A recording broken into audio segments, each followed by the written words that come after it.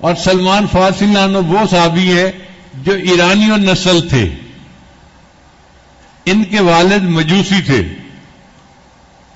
ان کی کہانی بھی سن لیجئے. سلمان فارسی نانو کی کہانی ان کی اپنے زبانی. وہ کہتے ہیں کہ میں جب تھوڑی عمر میں بڑا ہوا نا، میرا والد امیر آدمی تھا اور آتش پرست تھا. اس نے گھر کے اندر آگ جلائی ہوئی تھی اور اس نے میرے ذمہ ایک کام لگایا تھا کہ تم نے آگ میں لکڑیاں ڈالتے رکھنا ہے، اس کو بجھنے نہیں دینا.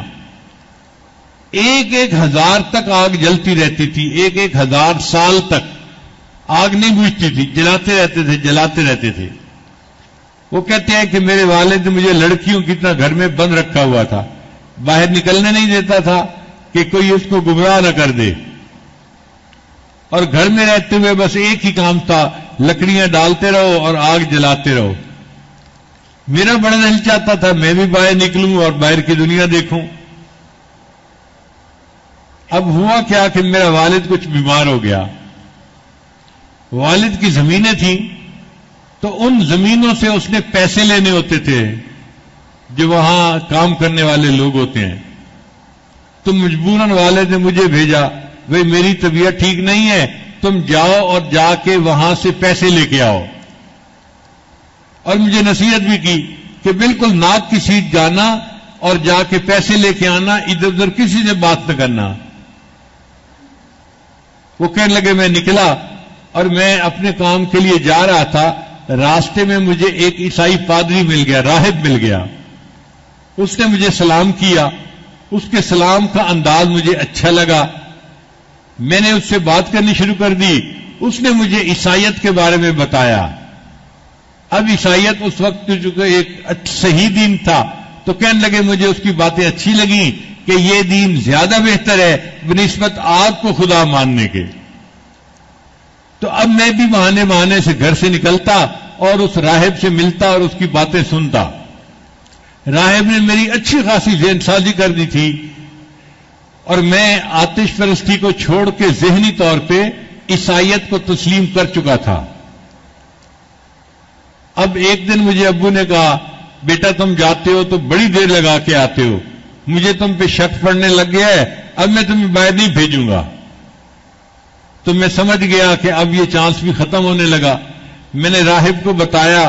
اس نے کہا بات سنو، میں بتاتا ہوں کہ شام میں بڑے بڑے راہب ہیں، میں تمہیں کسی قافلے کے ساتھ ادھر بھیج دیتا ہوں، تم گھر چھوڑ کے چلے جاؤ اگر اپنا دین بچانا ہے، ورنہ باپ تمہیں آتش پرستی سے ہٹنے نہیں دے گا. وہ کہتے ہیں کہ میں نے فیصلہ کر لیا، مجھے جو مرضی چھوڑنا پڑے، گھر بار چھوڑنا پڑے، ماں باپ چھوڑنے پڑے، میں دین کی خاطر سب کو چھوڑ دوں گا، اللہ کی خاطر سب کو چھوڑ دوں گا. ایک قافلہ جا رہا تھا، مجھے راہب نے ان کے ساتھ تعارف کروا دیا اور اس قافلے نے مجھے شام پہنچا دیا، سیریا پہنچا دیا.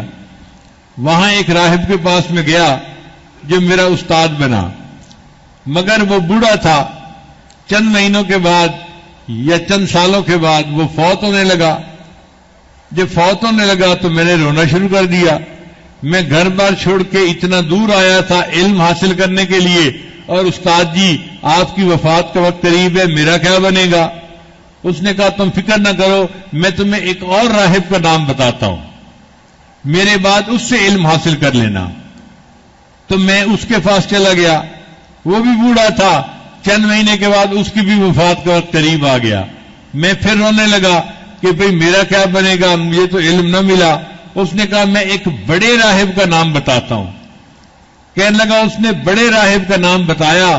وہ بھی بوڑھا تھا. میں اس کے پاس گیا تو میں نے دیکھا کہ اس نے سونے چاندی کے زیورات اور اینٹوں کو چھپا چھپا کے رکھا ہوا تھا. وہ بھی دنیا دار بندہ تھا، دیندار نہیں تھا.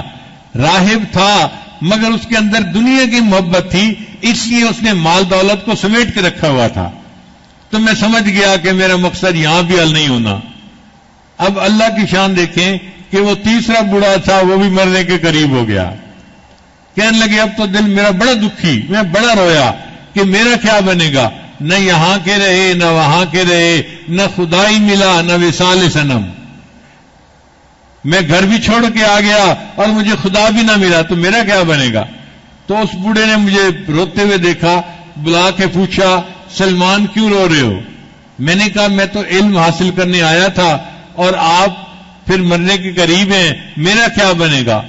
اس نے کہا دیکھ میں تیرا مسئلہ ہمیشہ کے لیے حل کر دیتا ہوں، تمہیں اب کسی راہب کے پاس جانے کی ضرورت نہیں، بلکہ ایک بستی ہے جس کا نام یثرب ہوگا، اور جو آخری پیغمبر آئیں گے ان کا نام محمد ہوگا، والد کا نام عبداللہ ہوگا، وہ مکہ میں پیدا ہوں گے، پھر ہجرت کر کے اس یثرب بستی میں آئیں گے، اس کا نام مدینہ پڑ جائے گا، اس بستی میں کھجوریں ہیں اور اس کے چاروں طرف پہاڑ ہیں،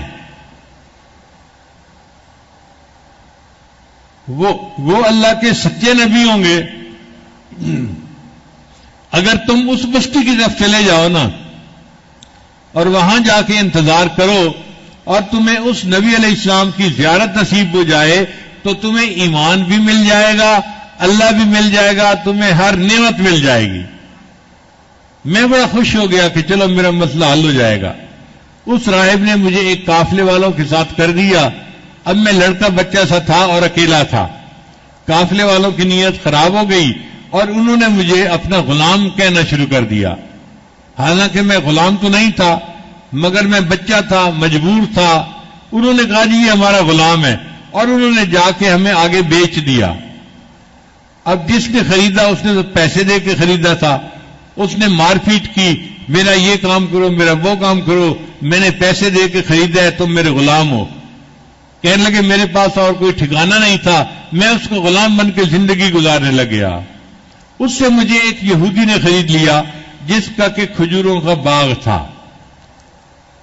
اب میں کھجوروں کے باغ میں کام بھی کرتا تھا اور انتظار بھی کرتا تھا کب وقت آئے گا کہ وہ آخری پیغمبر اسلام آئیں گے۔ کہنے لگا ایک دن اس یہودی مالک کا دوست آیا اور اس کے ساتھ باتیں کر رہا تھا۔ اس نے کہا جاء الرسول، کہتے یہ لفظ میں نے سنا تو میں نے تو کھجور کے اوپر سے وہیں سے چھلانگ ہی لگا دی نیچے، اور میں بھاگا ہوا آیا اور میں نے آ کے اپنے مالک سے پوچھا کہ رسول سے کیا مراد ہے، کون آئے ہیں؟ اس نے ایک تھپڑ لگایا، اس نے کہا جا تو کھجوریں جو ہے نا وہ جا کے توڑ، تیرا کیا کام اس بات سے؟ کہنے لگا میں نے تھپڑ بھی کھایا اور آ کے پھر کام بھی کرنے لگ گیا، میں صبح سے لے کے شام تک کام کرتا تھا۔ اس نے کہا جو کام کا وقت ہے اس میں تم کوئی بات اور نہیں کر سکتے، کام کرو میرا، تم میرے غلام ہو۔ کہنے لگا جب چھٹی ہوئی اب میرا دل مچلنے لگا وہ کون رسول ہیں اور ان سے میری ملاقات کیسے ہو سکتی ہے۔ مجھے پتہ چلا کہ وہ قباء میں تشریف لائے ہوئے ہیں ہجرت کر کے، تو میں بھی قباء پہنچ گیا۔ کہتے ہیں جب میں نے چہرہ انور دیکھا میرے دل کو تسلی ہو گئی، مگر مجھے راہب نے 3 نشانیاں بتائی تھیں۔ پہلی نشانی کہ وہ صدقے کی کھجوریں استعمال نہیں فرمائیں گے۔ کہنے لگا کہ میرے پاس اچھی کوالٹی کی کچھ کھجوریں تھیں اپنے باغ کی، میں نے نبی علیہ السلام کو پیش کی تو نبی علیہ السلام نے پوچھا یہ کھجوریں کس لیے ہیں؟ میں نے کہا جی صدقہ کی ہیں۔ نبی علیہ السلام نے فرمایا میں صدقہ کی کھجور استعمال نہیں کرتا۔ میری پہلی نشانی پوری ہو گئی۔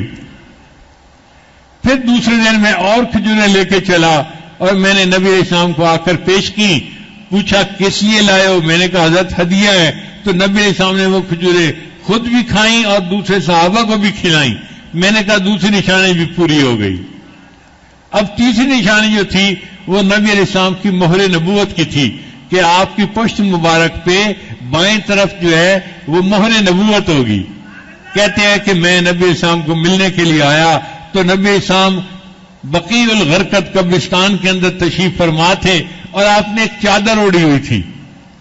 اب میں آیا جب نبی علیہ السلام کے قریب پہنچا تو نبی علیہ السلام نے میری نیت کو پہچان لیا، فرمایا آؤ جس مہر نبوت کو دیکھنے کے لیے آئے ہو میں تمہیں دکھا دیتا ہوں۔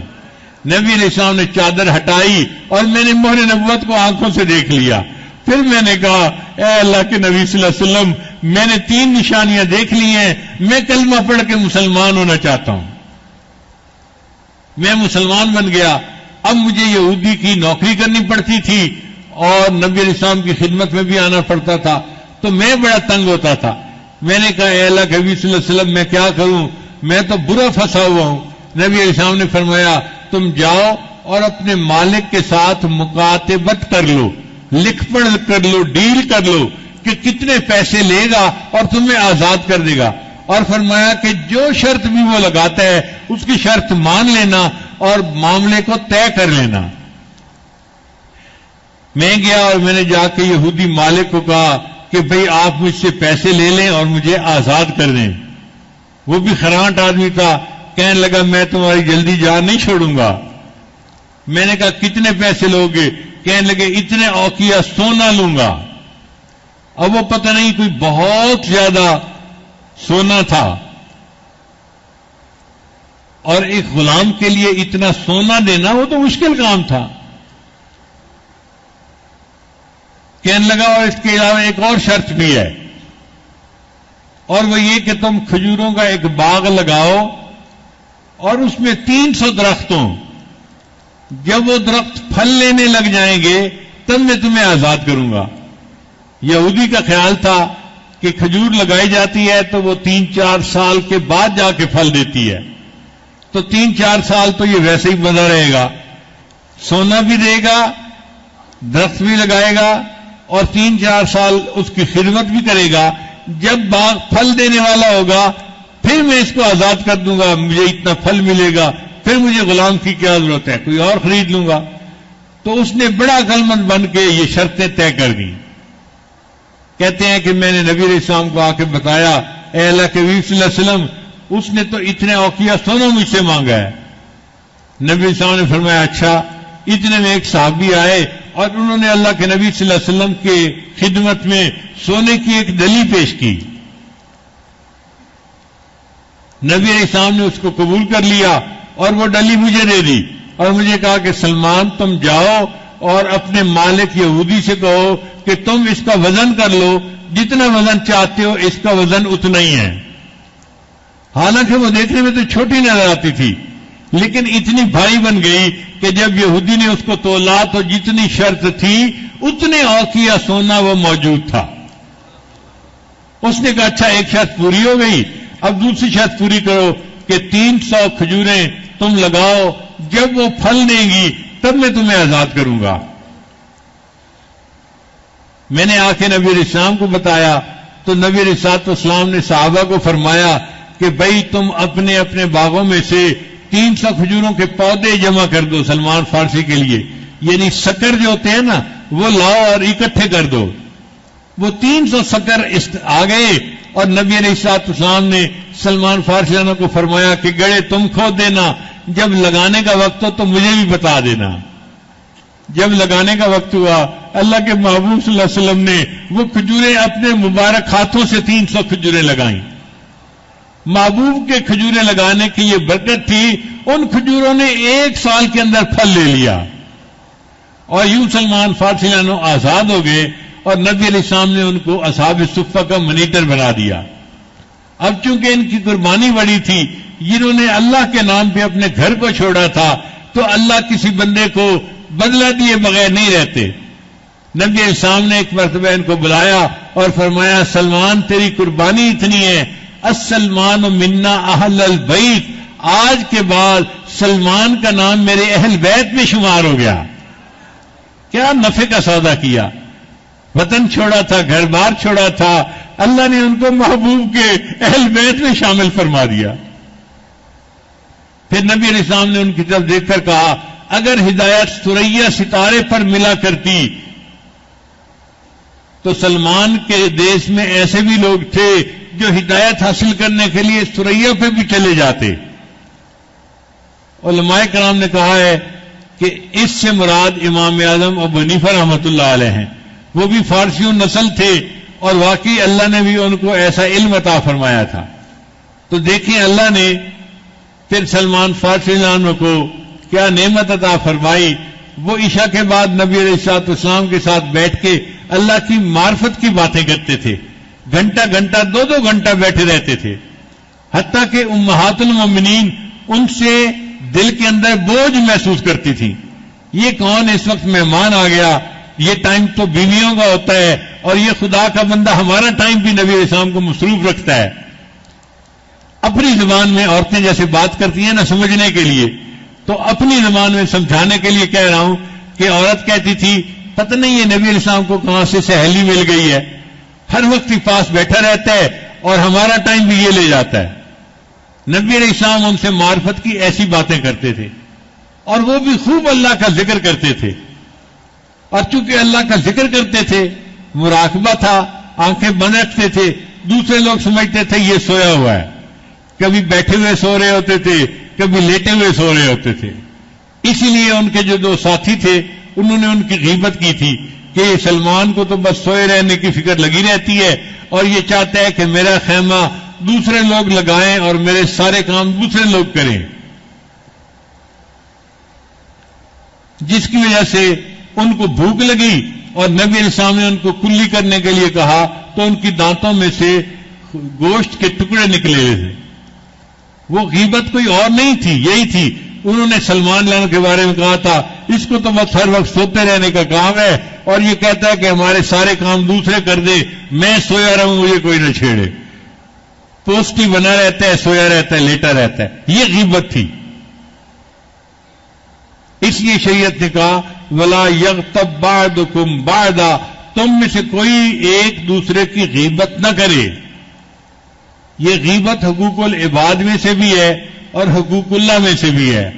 اللہ کی بھی نافرمانی ہے اور حقوق العباد کی بھی نافرمانی ہے. اس لیے جو غیبت کرے گا یا سنے گا اس کو قیامت کے دن اس بندے کو حق دینا پڑے گا، مطمئن کرنا پڑے گا اور مطمئن ہوگا نیکیاں لے کر. اب ہو سکتا ہے کہ اس لینے والے کے اپنے گناہ بہت زیادہ ہوں، تو جب اس کو نیکیاں مل رہی ہوں گی تو وہ تو کہے گا جی نہیں مجھے تو اور چاہیے، اور دیں گے، وہ کہے گا نہیں مجھے تو اور چاہیے. وہ اپنے گناہوں کو دیکھ رہا ہوگا کہ اتنا میرے سر پہ بوجھ ہے، اس سے نیکیاں زیادہ ہونی ہیں، اب مجھے لینے کا موقع مل گیا، میں کیوں ہاں کروں کہ میں مطمئن ہوں.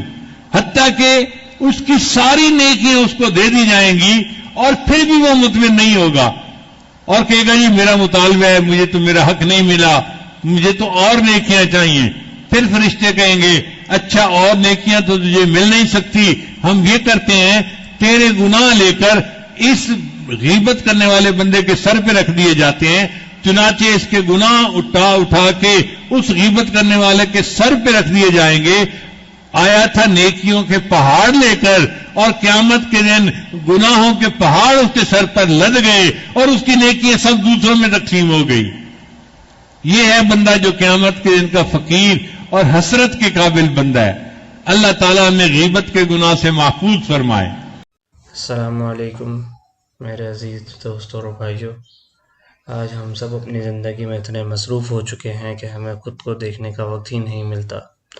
کبھی سوچا ہے کہ آخری بار دل سے نماز کب پڑھی تھی، آخری بار اللہ سے رو رو کر کب معافی مانگی تھی. ہم دنیا کے پیچھے اتنا بھاگ رہے ہیں لیکن سکون پھر بھی ہمیں نہیں مل رہا. کیوں؟ اس لیے کہ سکون مال میں نہیں ہے، سکون صرف اور صرف اللہ کی یاد میں ہے. اللہ تعالیٰ ہمیں بار بار پکارتا ہے واپس آ جاؤ، لوٹ آؤ میری طرف، لوٹ آؤ کامیابی کی طرف. لیکن ہم ہر دفعہ اس آواز کو بھلا دیتے ہیں. میرے بھائی، زندگی کا کوئی بھروسہ نہیں، نہ یہ جوانی رہنی ہے، نہ یہ وقت رہنا ہے اور نہ ہی یہ طاقت رہنی ہے. ایک دن ایسا آئے گا جب صرف ہم ہوں گے اور ہمارے اعمال ہوں گے اور کچھ نہیں ہوگا ہمارے پاس. اگر آج ہم نے اپنی زندگی کو نہیں بدلا تو کل شاید موقع نہ ملے اور شاید کل بہت دیر ہو جائے. ابھی بھی وقت ہے، ابھی بھی دروازہ کھلا ہے. اللہ تعالیٰ فرماتے ہیں کہ توبہ کا دروازہ میں نے قیامت تک اور موت تک کھلا رکھا ہے. بس ایک سچا قدم اٹھاؤ اور ایک سجدہ اور دل سے بس کہہ دو کہ اللہ تعالیٰ ہم سے بہت گناہ ہو گئے ہیں، ہم نے بہت نافرمانیاں کر لی ہیں، یا اللہ میں واپس آ گیا ہوں، مجھے معاف کر دو. یقین مانو اللہ اتنا مہربان ہے کہ وہ تمہاری ایک قدم پر اپنی رحمت کے دروازے کھول دیتا ہے. تو آج ہی فیصلہ کریں گناہوں کو چھوڑنے کا، نماز کو پڑھنے کا اور اپنے رب کی طرف لوٹنے کا. اللہ ہم سب کو ہدایت دے.